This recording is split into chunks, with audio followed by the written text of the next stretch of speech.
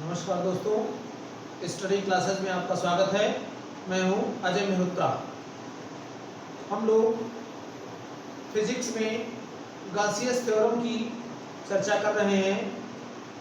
इसके पहले वाले लेक्चर में आपने देखा कि एरिया वेक्टर क्या होता है, यानी क्षेत्रफल सदिश क्या होता है।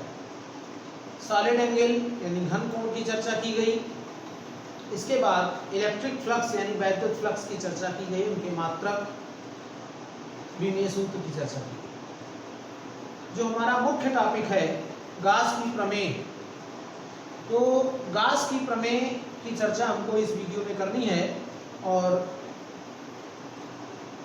आप हमारे चैनल पर बने रहिए।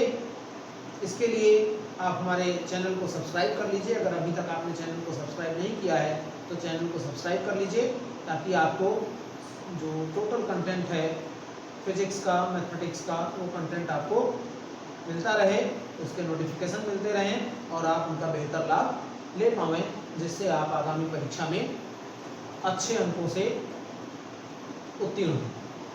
तो गासियस थ्योरम की बात करते हैं। कल वाले वीडियो में लास्ट में थोड़ी सी चर्चा गासियस प्रमेय की थी। जो गासियस थ्योरम है वो क्या है? वास्तव में अगर एक बंद पृष्ठ है, कोई काल्पनिक बंद पृष्ठ है, तो उस काल्पनिक बंद पृष्ठ के भीतर उपस्थित आवेश की अगर बात की जाए, इसी काल्पनिक बंद पृष्ठ को गासियन पृष्ठ भी कहा जाता है।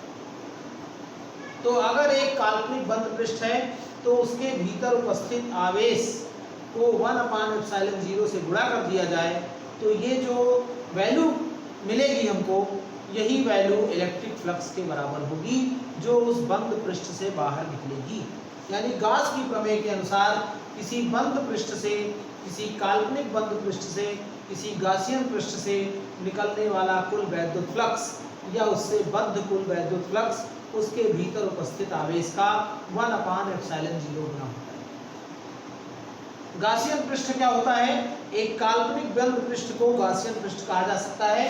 अगर हम काल्पनिक बंद पृष्ठ लें तो एक काल्पनिक बंद पृष्ठ को गासियन पृष्ठ कह सकते हैं। यानी किसी गासियन पृष्ठ से गुजरने वाला कुल वैद्युत फ्लक्स उस पृष्ठ के द्वारा परिबद्ध कुल वैद्युत आवेश का 1/ε0 गुना होता है। ये गासियस थ्योरम का स्टेटमेंट है।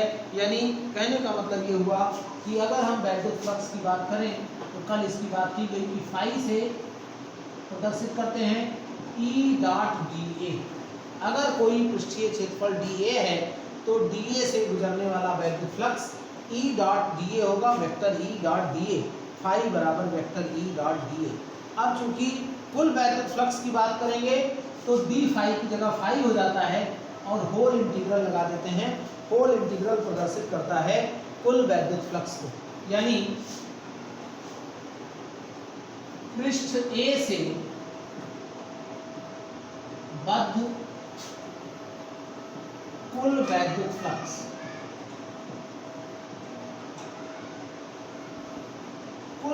फ्लक्स फाई बराबर whole integral vector E dot vector dA। तो ये जो है, ये मान किसके बराबर होगा? भीतर उपस्थित आवेश का 1/ε0, फाई बराबर Q/ε0। और जब हम इन दोनों समीकरणों को मिला देते हैं तो हमारे पास ये समीकरण E.dA बराबर Q/ε0। यही गासियस थ्योरम का मैथमेटिकल फॉर्म है, यानी गणितीय रूप है। गास की प्रमेय का गणितीय रूप। एक नंबर का एक बहुत महत्वपूर्ण सवाल आता है। कभी कभी गास की प्रमेय का गणितीय रूप लिखने कह दिया जाता है, कहा जाता है गास की प्रमेय का गणितीय स्वरूप लिखिए, write the mathematical form of Gauss's theorem. तो मैथमेटिकल फॉर्म क्या है? किसी बंद पृष्ठ से गुजरने वाला कुल वैद्युत फ्लक्स फाई बराबर E.dA vector E.dA whole integral और इक्वल टू Q/ε0, जबकि ε0 निर्वात की विद्युतशीलता है और Q उस गासियन पृष्ठ के भीतर उपस्थित कुल आवेश की मात्रा है। तो इस तरीके से हम निर्गत कुल वैद्युत फ्लक्स का सूत्र लिख सकते हैं। और अगर इसका स्टेटमेंट भी पूछ लिया जाता है कभी कभी, एक नंबर का ही क्वेश्चन है कि गाउस की प्रमेय का कथन लिखिए, तो आप लिखेंगे गाउस की प्रमेय के अनुसार किसी बंद पृष्ठ से निकलने वाला कुल वैद्युत फ्लक्स उसके भीतर उपस्थित आवेश का 1/ε0 गुना होता है, और उसके बाद ये सारी बातें। तो ये गाउस की प्रमेय कहलाती है, और इसका प्रूफ भी महत्वपूर्ण है, जो परीक्षा में पूछा भी जाता है। तो अगर हम प्रूफ की बात करें,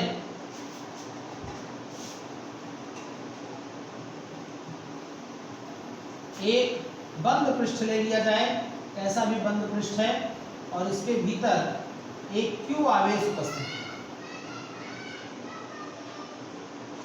यहाँ एक Q आवेश उपस्थित है, प्लस Q कह सकते हैं।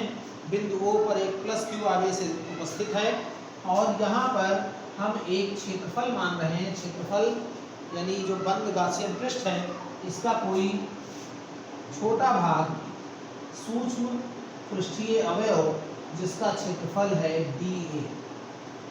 ये dA क्षेत्रफल है, और इस dA क्षेत्रफल के लिए जो दूरी है O से, वो है R।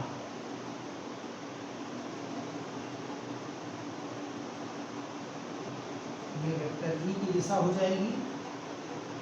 क्यों होगी, हम चर्चा कर चुके हैं इसके पहले, लेकिन फिर हम अभी बात करते हैं। यहाँ ये बिंदु O से इस पृष्ठ की दूरी R हो जाती है, यहाँ पर बिंदु P है, और जो यहाँ पर DA है, ये बीच का कोण थीटा है। E और DA के बीच का कोण थीटा हो जाता है। यही DA की दिशा में एकक सदिश होता है। हमने क्षेत्रफल वेक्टर की बात की है। जब क्षेत्रफल वेक्टर की बात की जा रही थी, तो ये बताया गया था कि कोई पृष्ठ है, तो पृष्ठ पर जो परपेंडिकुलर डाला जाता है वही वेक्टर DA होता है, एरिया वेक्टर। तो ये पृष्ठ है, और पृष्ठ पर ये परपेंडिकुलर ड्रा किया गया है, तो ये DA हो गया। और चूंकि ये धन आवेश है, धन आवेश के कारण जो वैद्युत क्षेत्र की तीव्रता होती है, उसकी दिशा आवेश से बिंदु की ओर दिष्ट होती है, इसलिए वेक्टर E की दिशा ये हो जाएगी। तो हम थ्योरी लिखेंगे, मैं आपको बताया दे रहा हूँ, आप अपने आप इसको कर सकते हैं, प्रूफ में कर दे रहा हूँ। तो माना एक बंद गाउसियन पृष्ठ जिसके भीतर बिंदु O पर प्लस Q आवेश उपस्थित है, इसके यानी बिंदु O से R दूरी पर एक बिंदु P है जो गाउसियन पृष्ठ के सतह पर स्थित है। वहां पर एक सूक्ष्म क्षेत्रफल अवयव dA है, जिसका सदिश वेक्टर dA है। बिंदु P पर विद्युत क्षेत्र की तीव्रता वेक्टर E है, जिसकी दिशा O से P की ओर दिष्ट होगी। माना वेक्टर dA तथा वेक्टर E के बीच का कोण थीटा है। इस पृष्ठ के द्वारा इस बिंदु पर बनने वाला जो घन कोण है वो d ओमेगा है, और इस पृष्ठ का क्षेत्रफल जो है वो dA है। तो बिंदु P पर विद्युत क्षेत्र की तीव्रता, विद्युत क्षेत्र की तीव्रता इसके कारण प्लस Q के कारण, प्लस Q के कारण बिंदु P पर विद्युत क्षेत्र की तीव्रता E क्या हो जाएगी, 1/4 पाई एप्सिलॉन 0 Q/r²। इसलिए वेक्टर dA से बद्ध वैद्युत फ्लक्स क्या होगा, V फाई बराबर vector E dot vector dA। इसलिए पूरे गाउसियन पृष्ठ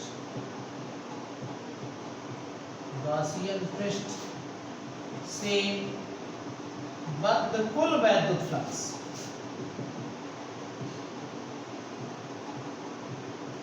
जब कुल वैद्युत फ्लक्स की बात करेंगे फाई हो जाएगा, और कैसे, E डॉट dA। ये परिभाषा बताएगी फाई बराबर। कल हमने वैद्युत फ्लक्स की परिभाषा का डिस्कशन किया था, इसके पहले वाले लेक्चर को आप देखिए। उस वीडियो में हमने वैद्युत फ्लक्स की बात की है कि फाई बराबर E डॉट dA का होल इंटीग्रल होता है पूरे वैद्युत फ्लक्स का मान गाउसियन पृष्ठ से। तो E की वैल्यू अगर हम पुट कर दें, इसको हम इतना भी लिख सकते हैं E dA cos थीटा, क्योंकि E डॉट dA बराबर E dA cos थीटा होता है। और हम इसको मान रख देंगे 1/4 पाई एप्सिलॉन 0 Q और dA cos थीटा/r²। और D A cos theta upon R square का मान कल लिखाया गया था कि इसी को हम डी ओमेगा कहते हैं, डी ओमेगा कहते हैं। आप वीडियो 1 देखिए लेक्चर 1 तो आपको ये मिलेगा। इसको हम कह सकते हैं 4 पाई एप्सिलॉन 0 क्यूब और ये हो गया डी ओमेगा। उसी लेक्चर में मिलेगा कि किसी बंद पृष्ठ के लिए जो संपूर्ण घन कोण होता है वो 4 पाई स्टेरेडियन होता है। तो जब हम इसका मान 4 पाई स्टेरेडियन रख देंगे तो ये हमारे पास 4 पाई कैंसिल हो जाएगा, यानी क्या आएगा फाई बराबर क्यू अपान एप्सिलॉन 0। और वास्तव में यही गॉस की प्रमेय, यानी गॉस की प्रमेय सिद्ध हो जाती है। किसी बंद पृष्ठ से निकलने वाला या उससे बद्ध कुल वैद्युत फ्लक्स उसके भीतर उपस्थित आवेश का 1 अपान एप्सिलॉन 0 होगा। अब यहाँ पर कई सारी बातें आती हैं कि अगर बंद पृष्ठ के भीतर बहुत सारे आवेश स्थित हैं, कई आवेश स्थित हैं, प्लस है माइनस हैं, Q1 Q2 Q3 Q4 and so on जो आवेश स्थित हैं, तो अगर इस तरीके के आवेश स्थित हैं तो जो बंद वैद्युत जो गॉसियन पृष्ठ से निकलने वाला कोई वैद्युत फ्लक्स होगा उन सभी आवेशों के बीजीय योग का 1 अपान एप्सिलॉन 0 होगा। यानी उसके भीतर जितने आवेश उपस्थित हैं उन सभी आवेशों का हम बीजीय योग ले लेंगे और उसके बाद हम वैद्युत फ्लक्स फाइंड कर सकते हैं। तो अगर बंद पृष्ठ के भीतर कई आवेश स्थित हैं, अगर हम बात करें plus Q1 plus Q2 minus Q3 minus Q4 and so on, ये सब आवेश स्थित हैं, तो जो वैद्युत फ्लक्स का मान होगा वो फाई बराबर Q1 upon epsilon 0 Q2 upon epsilon 0 minus Q3 upon epsilon 0 minus Q4 upon epsilon 0 and so on. और इसी को हम लिख सकते हैं 1 upon epsilon 0 Q1 plus Q2 minus Q3 minus Q4 and so on. और इसी को हम लिख सकते हैं 1 अपान एप्सिलॉन 0 Q।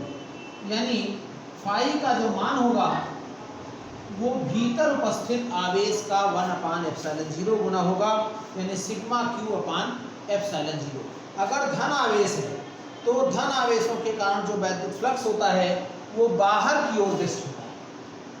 धन आवेश के कारण वैद्युत फ्लक्स का मान बाहर की ओर दिष्ट होता है और जो ऋण आवेश हैं उनके कारण वैद्युत फ्लक्स की दिशा भीतर की ओर दिष्ट होती है।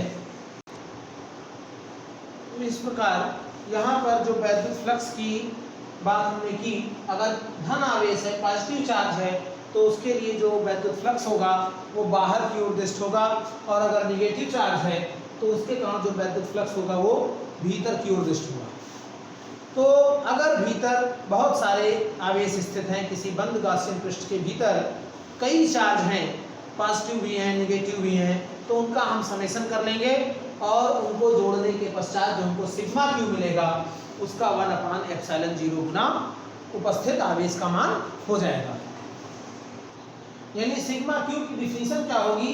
सिग्मा क्यू बंद पृष्ठ के भीतर उपस्थित कुल आवेश का बीजगणितीय योग होगा, यानी उसका समेशन होगा, योगफल होगा। और यही गॉस की प्रमेय है कि किसी बंद पृष्ठ से गुजरने वाला कुल वैद्युत फ्लक्स उसके भीतर उपस्थित कुल आवेश का 1 अपान एप्सिलॉन 0 गुना होता है। तो 1 अपान एप्सिलॉन 0 गुणे सिग्मा क्यू।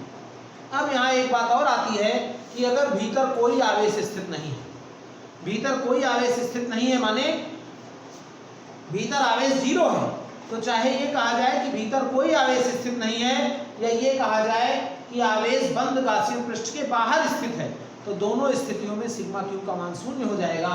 और जब सिग्मा क्यू बराबर 0, जब सिग्मा क्यू बराबर 0 होगा तो फाई बराबर भी 0 होगा। यानी बंद गॉसियन पृष्ठ के भीतर अगर कोई आवेश स्थित नहीं है तो उससे निकलने वाला कुल वैद्युत फ्लक्स 0 होगा। क्यों? क्योंकि गॉस की प्रमेय का कथन भी यही है कि किसी बंद गॉसियन पृष्ठ से गुजरने वाला कुल वैद्युत फ्लक्स उसके भीतर उपस्थित आवेश का 1 अपान एप्सिलॉन 0 गुना होता है। और जब कोई भीतर आवेश स्थित ही नहीं है तो वैद्युत फ्लक्स का मान भी 0 हो जाएगा। तो ये बात हुई गाउस की प्रमेय की। इस पर एक सवाल बहुत महत्वपूर्ण है। गाउस की प्रमेय का कथन पूछा जा सकता है 1 नंबर में, उसका गणितीय स्वरूप पूछा जा सकता है, मैथमेटिकल फॉर्म यानी फार्मूला पूछा जा सकता है 1 नंबर में, या इसका ये प्रूफ पूछा जा सकता है। 3 नंबर का सवाल हो सकता है कि गाउस की प्रमेय का कथन लिखते हुए इसकी उत्पत्ति या इसके सूत्र की उत्पत्ति समझाइए। तो इस प्रकार से ये सवाल आपका पूरा होता है। गाउस की प्रमेय या और भी शर्तें हो सकती हैं। यह भी बताइए कि अगर भीतर कोई आवेश स्थित नहीं है तो वैद्युत फ्लक्स कितना होगा, या ये भी हो सकता है साथ में कि अगर बंद पृष्ठ के बाहर उपस्थित है आवेश तो बताइए वैद्युत फ्लक्स क्या होगा। तो इस तरीके के तमाम सवाल इस पर बन सकते हैं। इन क्वेश्चंस को आप इन प्रैक्टिस के लिए कर सकते हैं। अपने नोट्स में क्वेश्चन लिखिए, अलग अलग तरीके की क्वेश्चन इनसे लिखिए, प्रश्न से उन प्रश्नों के उनके हिसाब से उत्तर लिखिए, किताब से आप प्रश्न ढूंढिए। तो इस तरीके से आप कर सकते हैं। वास्तव में जो यहाँ की फिजिक्स है वो थोड़ी सी अलग है। आप एक प्रश्न पढ़िए, एक प्रश्न का उत्तर जो आप पढ़ रहे हैं गाउस की प्रमेय पढ़ लिए तो इससे कई तरीके के सवाल बनेंगे। बस उसमें ध्यान ये रखना है कि उनका थोड़ा सा प्रश्न के हिसाब से जो सिस्टमेटिक तरीके से आप उसको लिख देंगे। लिखना वही है, जैसे आपसे पूछा गया गाउस की प्रमेय का कथन लिखिए और इसका गणितीय स्वरूप लिखते हुए इसकी उत्पत्ति समझाइए। यह भी बताइए कि बंद पृष्ठ के भीतर अगर आवेश नहीं है तो वैद्युत फ्लक्स कितना होगा। तो पहले आप गाउस की प्रमेय का कथन लिख देंगे कि गाउस की प्रमेय के अनुसार किसी बंद गाउसियन पृष्ठ से बद्ध कुल वैद्युत फ्लक्स उसके भीतर उपस्थित आवेश का 1/ε0 गुना होता है। ये बात हो गई। अब उसका गणितीय स्वरूप पूछा जा रहा है तो आप फार्मूला लिख देंगे, फाई बराबर whole integral E dot D A vector E dot vector D A बराबर q/ε0, और उसके बाद आप पूरा प्रूफ समझा देंगे। अब अभी लास्ट में बचा हुआ है कि अगर बाहर स्थित है आवेश तो लिखेंगे चूंकि आवेश बंद गाउसियन पृष्ठ के बाहर स्थित है अर्थात भीतर कोई आवेश नहीं है। तो जब भीतर कोई आवेश नहीं है तो सिग्मा q बराबर 0 हो जाएगा, अतः वैद्युत फ्लक्स का मान 0 होगा। तो यही प्रूफ है, लेकिन उसका प्रश्न के अनुसार उत्तर थोड़ा सा डिफरेंट हो जाएगा और उस उत्तर को हम वही उत्तर लिखेंगे जो प्रश्न में जिस सिस्टम से पूछा गया है, और तो हमको अच्छे मार्क्स गेन हो पाएंगे। यानी हमको उत्तर रट के नहीं देना है, हमको उत्तर प्रश्न के अनुसार देना है। प्रश्न जैसा पूछा जाए उसके हिसाब से हम उत्तर देंगे। हमको लग रहा है ये प्रूफ समझ में आ गया होगा। अगर आपको कहीं दिक्कत हो रही है थोड़ा सा रिप्ले करके बार बार देखिए तो आपको क्लियर हो जाएगा। और कोई प्रॉब्लम है तो आप कमेंट बॉक्स में फीडबैक दीजिए। हम प्रयास करेंगे कि आपकी प्रॉब्लम का हम हल दे पाएँ। और अगर वीडियो हमारा अच्छा लग रहा है तो इसको लाइक करिए, शेयर कर दीजिए ताकि ज़्यादा से ज़्यादा लोगों को इसका लाभ मिल पाए। इस समय सब कुछ बंद चल रहा है, अध्ययन अध्यापन का कोई दूसरा साधन नहीं है, तो आप इन माध्यमों का प्रयोग करके अपनी अध्ययन प्रक्रिया को जारी रख सकते हैं। कम से कम फाइनल एग्ज़ाम के जो स्टूडेंट्स हैं, फाइनल क्लास के जो स्टूडेंट्स हैं, यानी कक्षा 10 और 12 के छात्र, 10th और 12th के जो छात्र हैं, वो अपनी अध्ययन प्रक्रिया को निश्चित रूप से जारी रखें ताकि उनको परीक्षा में कोई समस्या ना हो। क्योंकि जो स्थितियां हैं वो बड़ी गड़बड़ हैं। तो ऐसी स्थिति में कब हमारा काम उस प्रकार से शुरू हो पाएगा, हम फेस टू फेस लर्निंग कर पाएंगे, इसका कोई अभी कुछ अता पता नहीं है। ऐसी स्थिति में आप इन माध्यमों का उपयोग करके अपनी जो पठन पाठन की क्रिया है वो लर्निंग टीचिंग को अपना जारी रख सकते हैं, जिससे परीक्षा में बेहतर लाभ ले पाएँ और हमारा समय जो नष्ट हो रहा है वो न हो, हम समय का सदुपयोग करते रहें। तो गाउस की प्रमेय के अनुप्रयोग पढ़ने हैं। अब गाउस की प्रमेय के अनुप्रयोग में विभिन्न प्रकार के जो सममित आवेश की स्थितियां हैं तो उनकी सहायता से हम जो वैद्युत क्षेत्र की तीव्रता है उसको ज्ञात करने में गाउस की प्रमेय का विशेष महत्व है।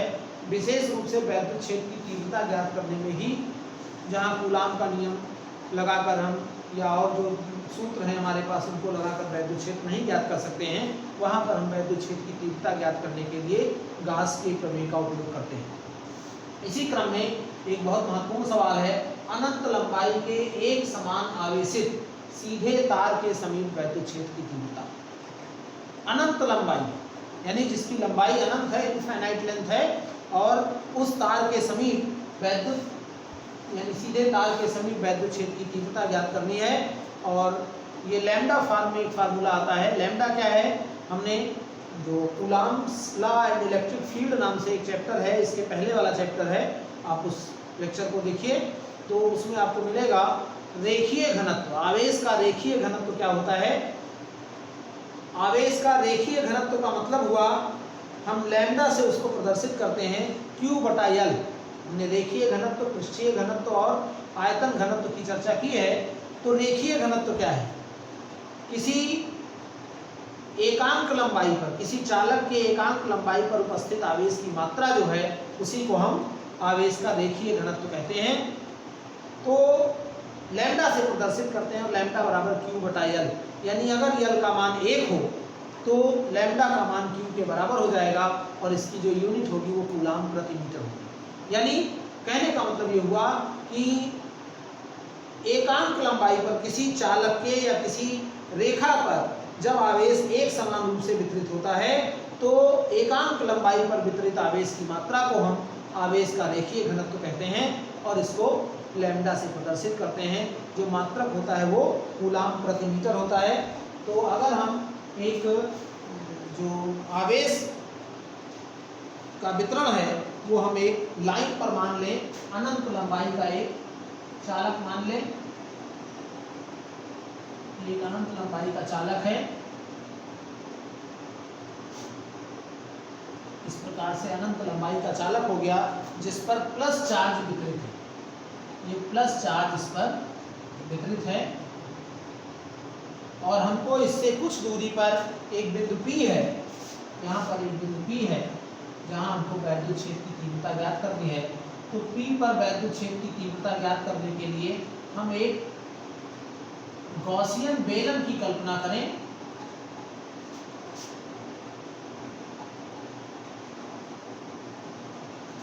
ये एक गॉसियन बेलन की हम कल्पना कर रहे हैं। काल्पनिक बंद पृष्ठ जिसको कहा गया गॉसियन पृष्ठ, हमने चर्चा की है, इसी लेक्चर में हम चर्चा कर चुके हैं।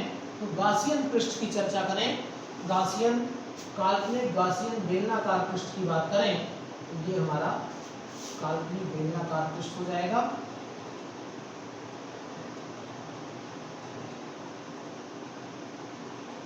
इसको आप ऐसे ड्रा कर सकते हैं और यहाँ पर एक बिंदु P है जिस पर हमको वैद्युत क्षेत्र की तीव्रता ज्ञात करनी है। इस एक समान रूप से जो आवेशित सीधा तार है उसके कारण यहाँ पर अगर हम ये इस पर प्लस Q आवेश स्थित है तो जो वैद्युत क्षेत्र की तीव्रता होगी वो बाहर की ओर व्यस्त होगी। इस प्रकार से बहुत महत्वपूर्ण पॉइंट है, यही पॉइंट इसमें कठिन है, बाकी इसमें कुछ कठिन नहीं है। और जो यहाँ पर dA है वो क्या होगा, क्योंकि वेक्टर dA का मान हमेशा पृष्ठ के परपेंडिकुलर होता है तो ये पृष्ठ के परपेंडिकुलर होगा। अब हमारे पास जो पृष्ठ है यहाँ पर वो एक वक्र पृष्ठ है और बाकी ये पृष्ठ है ऊपर वाला। ऊपर वाले का मतलब हुआ कि एक तरीके से हमारे पास दो पृष्ठ हमको दिख रहे हैं। एक तो पृष्ठ जो वक्राकार पृष्ठ है या जिसको हम वक्र पृष्ठ कह सकते हैं, जहाँ पर वैद्युत क्षेत्र की तीव्रता और जो यानी वैद्युत क्षेत्र की तीव्रता और जो वेक्टर dA का मान है वो हमेशा एक दूसरे के समांतर होगा और इसी प्रकार यानी एक ही दिशा में दिष्ट होगा। और जो दूसरा एक और पृष्ठ है वो समतल सिरा है, समतल सिरा है। ये बेलन है, अगर मान लीजिए ये हम बेलनाकार पृष्ठ है तो इसके दो समतल सिरे होंगे, ये वाला और ये वाला। हम इसी बेलन की बात कर लेते हैं। ये एक बेलन है और इसके भीतर एक तार है, यानी तार के चारों तरफ एक काल्पनिक बंद बेलन की बात की गई है। तो जब हम इस बेलन की बात करेंगे तो दो यहाँ पर पृष्ठ है, एक तो वक्र पृष्ठ और दो समतल पृष्ठ। वक्र पृष्ठ पर जो E है, E और dA परस्पर समांतर होगा क्योंकि ये dA हुआ और यही E की डायरेक्शन हो जाएगी। वेक्टर E और वेक्टर dA दोनों पैरेलल हो जाएगा। लेकिन जो ये समतल सिरा है वहाँ पर dA ये होगा और E यही होगा। तो इस प्रकार से इन सिरों पर जो वेक्टर dA है और वेक्टर E है वो एक दूसरे के परपेंडिकुलर होंगे। बहुत महत्वपूर्ण बात है। यहाँ की अगर हम बात करें तो E की दिशा ये हो जाएगी जबकि dA की दिशा ये हो जाएगी। यानी समतल सिरों पर जो वेक्टर ई और वेक्टर डी ए का डायरेक्शन है वो एक दूसरे के परपेंडिकुलर है, जबकि यहाँ पर ये एक दूसरे के पैरेलल है, और ये दूरी हम r मान लेते हैं, यानी r दूरी पर हमको वैद्युत क्षेत्र की तीव्रता ज्ञात करनी है, और ये काल्पनिक बेलन जो माना गया है उसकी लंबाई l है। तो माना एक अनंत लंबाई का एक समान रूप से आवेशित सीधा तार है, जिसके समीप इससे r दूरी पर एक बिंदु P है जहां पर हमको वैद्युत क्षेत्र की तीव्रता ज्ञात करनी है, और इस आवेशित सीधे तार के लिए जो रेखीय आवेश घनत्व है यानी लैम्डा जो है वो Q/L है, यानी आवेश की मात्रा Q हो गई और लंबाई हमने L माना है, इसलिए जो रेखीय आवेश घनत्व है वो लैम्डा का मान Q/L हो जाएगा। तो इस प्रकार से अगर हम इससे r दूरी पर जहां हमको वैद्युत क्षेत्र की तीव्रता ज्ञात करनी है उससे होकर जाने वाला एक काल्पनिक गासियन पृष्ठ की कल्पना करें, काल्पनिक बंद पृष्ठ की, बेलनाकार पृष्ठ की कल्पना करें, तो ये P बिंदु इसकी सतह पर। अब हमारे पास तीन पृष्ठ हो जाते हैं, एक तो वक्र पृष्ठ और दो समतल सिरे। तो दोनों समतल सिरों के लिए वेक्टर ई और वेक्टर डी ए परस्पर लंबवत होगा, जबकि जो वक्र पृष्ठ है उस पर वेक्टर ई और वेक्टर डी ए परस्पर पैरेलल होगा, यानी समांतर होगा। तो इस प्रकार से अगर हम वक्र पृष्ठ से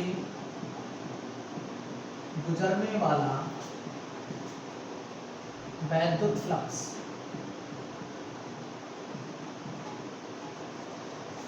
फाई बराबर या फाई डैश लिख लीजिए E डॉट डी ए, और इसको हम लिख सकते हैं E D A cos zero. Cos zero क्यों हो गया? क्योंकि E और डी ए दोनों परस्पर पैरेलल है, इसको हम लिख सकते हैं E और यहाँ हो गया डी ए। कास जीरो की वैल्यू 1 हो जाती है, और डी ए का जो मान होगा वो 2πr l होगा। तो ये हो गया E इंटू 2πr l। और समतल सिरों पर वेक्टर E परपेंडिकुलर है वेक्टर डी ए, इसलिए इन सिरों से निर्गत कुल वैद्युत फ्लक्स क्या होगा? 0 होगा। तो इन सिरों से निर्गत कुल वैद्युत फ्लक्स 0 हो जाएगा, इसलिए पूरे बेलनाकार गॉसियन पृष्ठ से निर्गत कुल वैद्युत फ्लक्स फाई बराबर phi dash plus 0। Phi dash माने E इंटू 2πr l। अब ये समीकरण नंबर 2 हो गया। और गास की प्रमेय क्या है?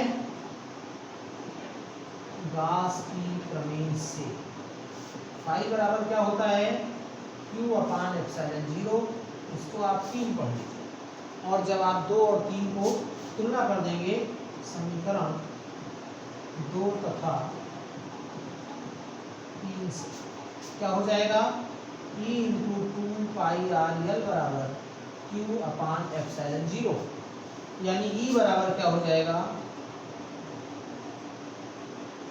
Q/2πr l ε0।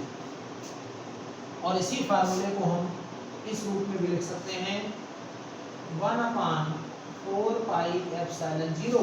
जो 2πε0 था 2 से गुणा कर दिया गया तो 4πε0 हो जाएगा, और 2 से यहाँ भी पूरा हो जाएगा, और यहाँ हो जाएगा r/l।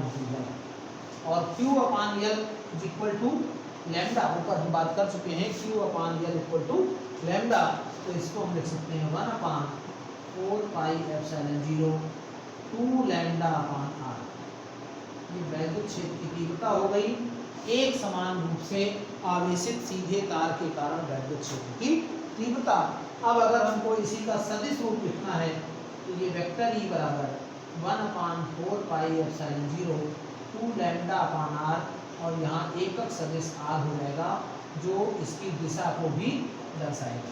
तो इस प्रकार से हम वैद्युत क्षेत्र की तीव्रता का मान ज्ञात कर सकते हैं। किसी एक समान रूप से आवेशित सीधे तार के समीप वैद्युत क्षेत्र की तीव्रता की गणना की जा सकती है। तो ये बहुत महत्वपूर्ण प्रूफ है और मुझे लग रहा है कि ये जो आज का लेक्चर है इसमें से एक प्रश्न परीक्षा में पूछा जा सकता है और रिपीटेड क्वेश्चन हो सकते हैं। ये प्रूफ शायद इस साल नहीं पूछा गया है 2020 की परीक्षा में, तो 2021 की परीक्षा के लिए बहुत महत्वपूर्ण भी हो सकता है। मुझे लगता है कि ये क्लियर हो गया होगा आपको और वीडियो आपको पसंद आ रहे हैं तो आप इनको लाइक जरूर करें, शेयर करें ताकि ज़्यादा से ज़्यादा छात्रों को इसका लाभ मिल सके और हमारे चैनल पर बने रहिए। अगर आपने अभी तक हमारे चैनल को सब्सक्राइब नहीं किया है तो सब्सक्राइब कर लें, जिससे आपको आने वाले कंटेंट के नोटिफिकेशन, वीडियोस के नोटिफिकेशन मिलते रहेंगे और आप उन वीडियोस का, उन लेक्चर्स का बेहतर लाभ ले पाएंगे। तो ज़रूर लाइक, शेयर और सब्सक्राइब जरूर करें। कमेंट बॉक्स में जाकर अगर आपकी कोई प्रॉब्लम है तो उस प्रॉब्लम को हमसे शेयर करें और हम प्रयास करेंगे कि आपकी प्रॉब्लम का हम हल ढूंढ पाएँ। समय का सदुपयोग बहुत आवश्यक है। इस समय आप बिल्कुल खाली हैं और इस समय का निश्चित रूप से आप सदुपयोग कर सकते हैं। पढ़ने के लिए तमाम सारे कंटेंट अवेलेबल हैं, उन कंटेंट का आप यूज़ करिए और अपने समय का सदुपयोग करके अपने भविष्य को उज्जवल कर सकते हैं। तो नेक्स्ट वीडियो में हम जो शेष टॉपिक बचे हैं उनकी चर्चा करेंगे। फिलहाल हमारे चैनल पर बने रहने के लिए आपको धन्यवाद।